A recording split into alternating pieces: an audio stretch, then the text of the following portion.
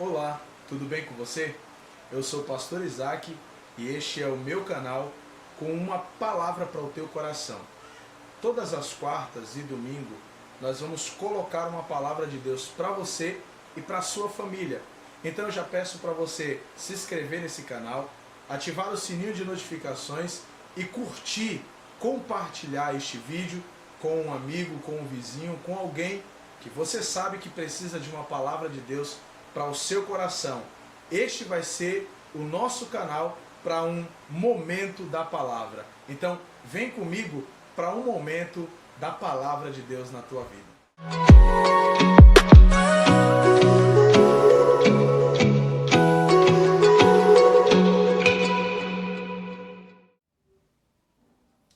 Olá, tudo bem? Nós vamos meditar hoje no livro de 1 Samuel, no capítulo 16. Nós vamos ler um versículo com você, que está o versículo 16, capítulo 16, versículo 16 de 1 Samuel. O texto diz assim, Diga, pois, nosso Senhor a seus servos, que estão em tua presença, que busque um homem que saiba tocar harpa. Será que quando o espírito mau da parte do Senhor vier sobre ti, então ele tocará com a sua mão e te encherás e te acharás melhor. Então disse Saul aos seus servos: Buscai-me, pois, um homem que toque bem e trazei-mo. Então respondeu um dos jovens e disse: Eis que tenho visto um filho de Jessé, o belemita, que sabe tocar e é valente, animoso, homem de guerra e sisudo em palavras, de gentil presença, e o Senhor é com ele. Veja bem, esse texto aqui, ele começa a contar a história de um dos maiores reis da história de Israel, um dos maiores reis do povo de Deus. A Bíblia fala que um certo dia Deus procurou um rei para colocar sobre o povo, a pedido do próprio povo. Diga-se de passagem que nunca foi vontade de Deus que o seu povo tivesse um rei, para que fosse liderar o povo.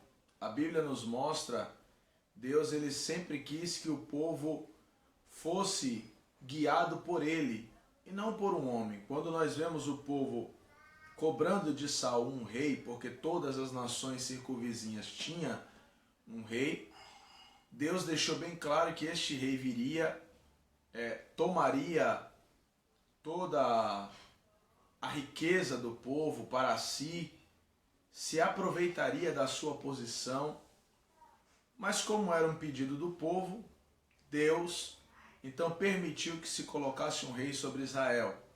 Nós vemos que Saul foi colocado no reino e por N motivos, você conhece a história, sabemos que Saul foi rejeitado por desobediência, por precipitação, por não saber aguardar o tempo. Olha isso, hein? Foi por não saber aguardar o tempo, pela precipitação, pela desobediência. Por quê? Há um texto bíblico que fala quando Saul foi ungido rei, a Bíblia fala que Samuel, que foi ungir Saul, mandou que ele aguardasse a sua chegada para que fosse feito o sacrifício de confirmação do seu reinado. Porém, passou-se 7 dias e nada de Samuel chegar. O que Saul fez? Saul foi e pegou o cordeiro e sacrificou o cordeiro. Isto foi o marco da rejeição de Deus do seu reinado. E a partir de então Deus começou a procurar alguém que se submetesse, que fosse fiel àquilo que Deus queria, ao propósito principal. Mas que principalmente se permitisse aguardar o tempo certo. E no capítulo 16 nós vemos Deus mandando Samuel ir lá na casa de Jessé ungir um rei. Você conhece bem a história, para a gente não se prolongar muito. Passaram-se os 7 filhos de Jessé, todos eles foram rejeitados, até que se perguntou sobre o último, sobre o menor. E o menor estava justamente no pasto apacentando ovelhas. Naquele dia, Deus mudou a história de Davi. Perceba isso aqui. Mas não foi naquele dia que ele começou a viver uma nova história. Porque o texto diz que ele veio para casa, todo mundo estava em pé, esperando Davi chegar. Quando Davi chegou, ele foi ungido rei, se assentaram na mesa, comeram com o novo ungido a rei, comemoraram aquela benevolência, aquela bondade que tinha acontecido, mas no outro dia, Davi voltou para o pasto. Davi voltou a apacentar as ovelhas de seu pai. Davi... Oi! Temos aqui uma interrupção, né? Quer subir? Sobe aqui. Fica quietinho, tá bom? Quando a gente vê no texto, a gente vê que Davi volta a apacentar as ovelhas de seu pai. Com a boca toda suja de chocolate. Volta a apacentar as ovelhas de seu pai. E diz a palavra que... A palavra. Que ele está apacentando as ovelhas lá do seu pai. E isso demora por um tempo. E a Bíblia nos diz que daquele dia que Davi foi ungido rei, Deus retirou o seu espírito de Saul e o espírito repousou sobre Davi. E aí a Bíblia nos diz que a partir daquele momento Saul começou a ser atormentado por um espírito mau.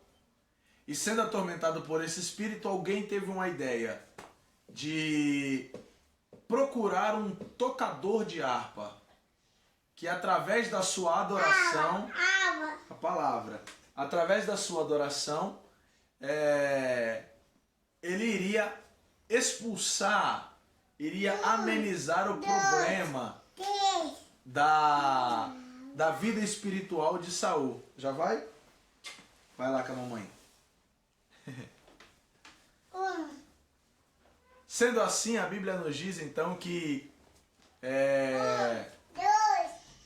Davi está no pasto e no reino alguém está procurando um tocador de harpa.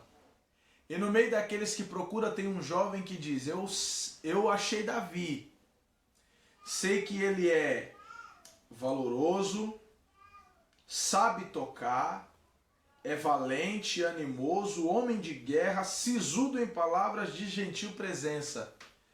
Mas o X aqui, a palavra diz que o Senhor é com ele.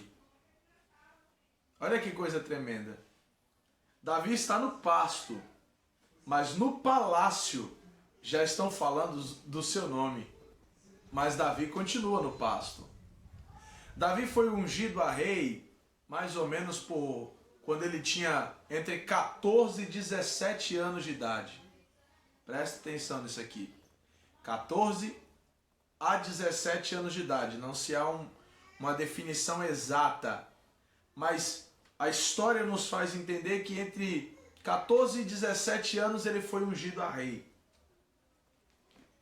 Davi, ele vai, nesse período em que ele foi ungido a rei, mas não assumiu o trono, ele vai se tornar o tocador espiritual da vida de Saul,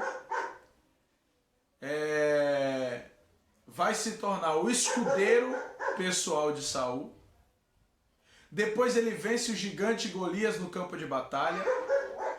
O povo começa a ovacioná-lo. Ele vai começar a ser ovacionado pelas pessoas. Há uma música que começa a ser cantada dizendo que Saul, Deus deu 1000. Mas a Davi, Deus deu 10.000 pessoas. Então você perceba que a história de Davi começa a ser criada, começa a ser destrechada, né?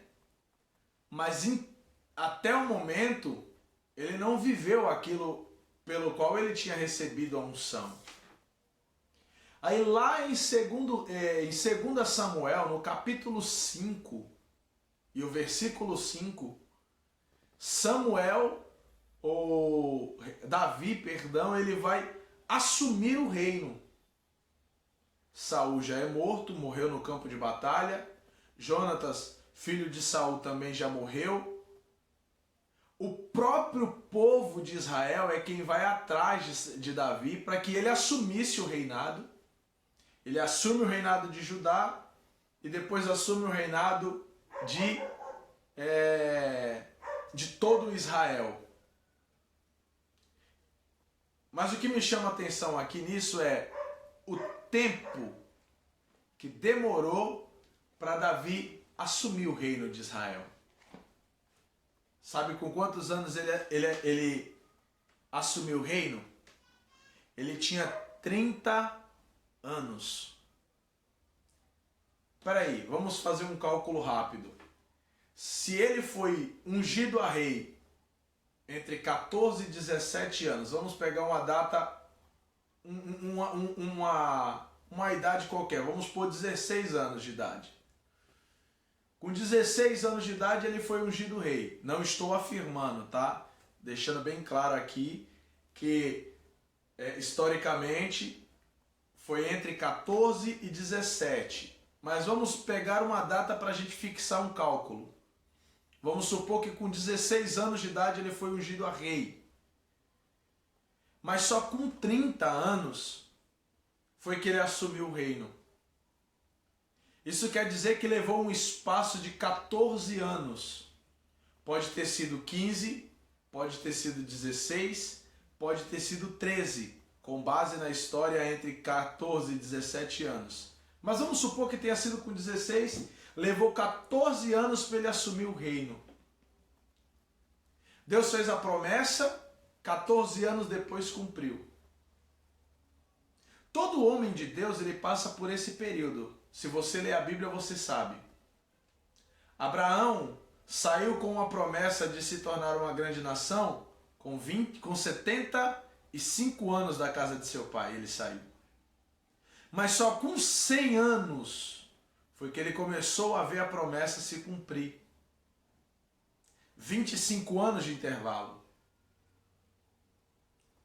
Você vê que todas as pessoas que tiveram a promessa de Deus tiveram que esperar o tempo para esta promessa acontecer. E aqui vai a palavra de Deus para você nesse dia. Existe um tempo programado para a tua bênção chegar, para a tua história ser mudada. É necessário que você entenda que as coisas não acontecem por acaso. Nada acontece por acaso. Existe uma história sendo escrita. Existe um processo sendo traçado.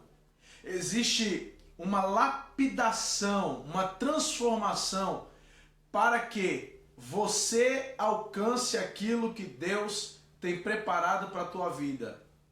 Mas há um tempo. Eclesiastes capítulo 3 e o versículo 1 diz: há um tempo determinado para todas as coisas debaixo do céu. Eu estou falando isso hoje porque é muito comum nós vermos pessoas frustradas no meio do povo de Deus. Pessoas que receberam promessas há muito tempo e por falta de saber esperar o tempo de Deus, passaram a desacreditar e descredibilizar a promessa de Deus na sua própria vida. Pare aí onde você está me ouvindo e pense em uma promessa que Deus te fez e que você sabe que já leva um tempo e até hoje ela ainda não se cumpriu. Ou quem sabe, para alguém, se cumpriu, mas pensa no intervalo em receber e alcançar a promessa. Não se desespere por achar que o tempo está passando. Para você entender isso aqui no dia de hoje, não se desespere por achar que o tempo está passando.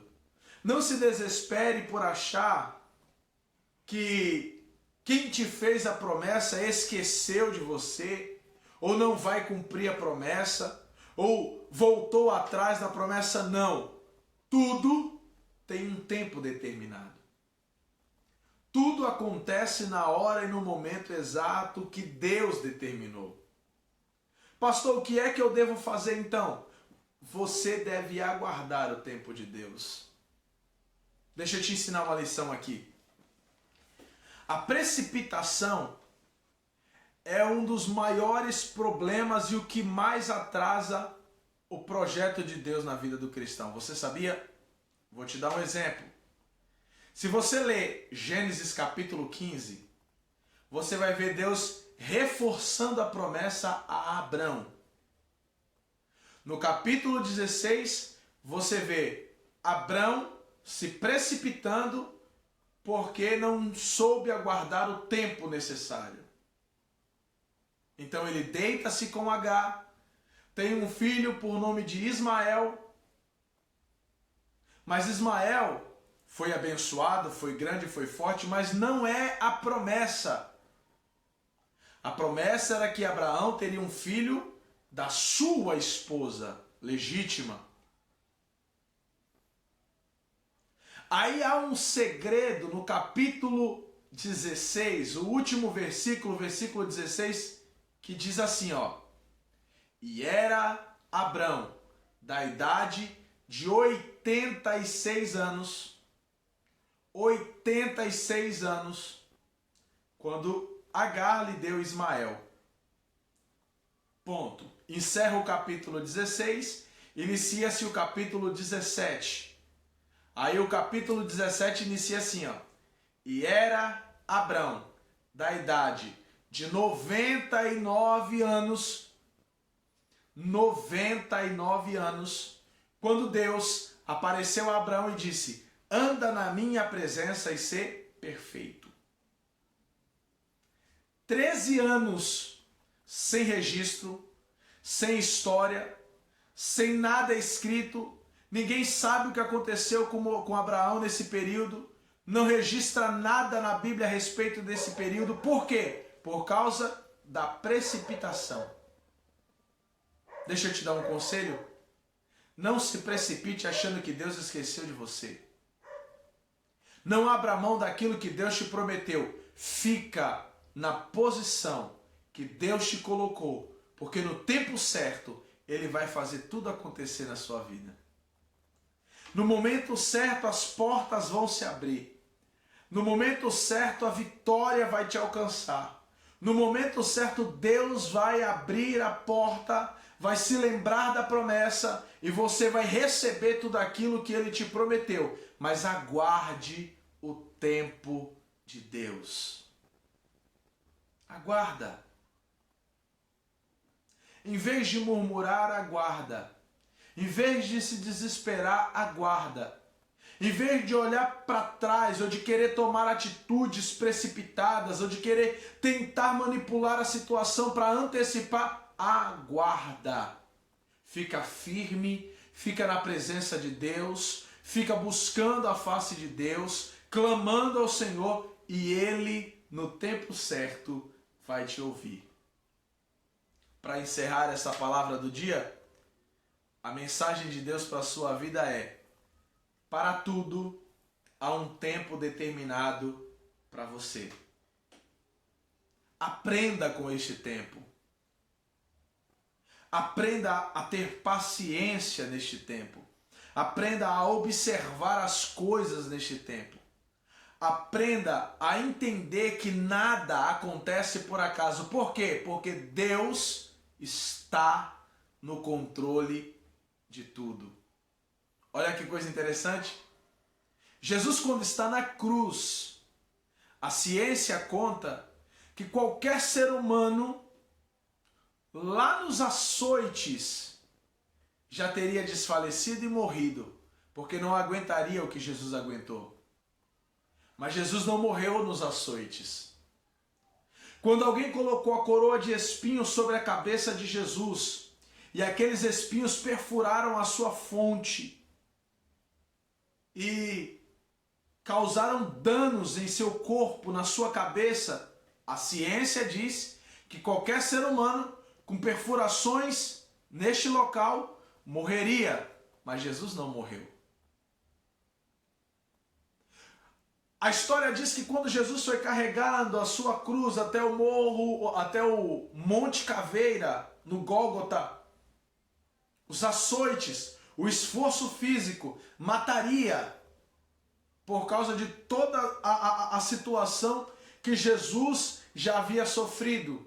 Mas Jesus não morreu no caminho. Quando Jesus está sendo pregado na cruz do Calvário, lembre, a cruz não era para Jesus. A cruz era para Barrabás. Então, antecipadamente se fazia os furos na madeira para que fosse facilitada a penetração dos pregos. Mas se a cruz não era para Jesus, então os furos foram calculados de forma errada. A primeira mão foi furada com facilidade, mas a segunda tiveram que puxar.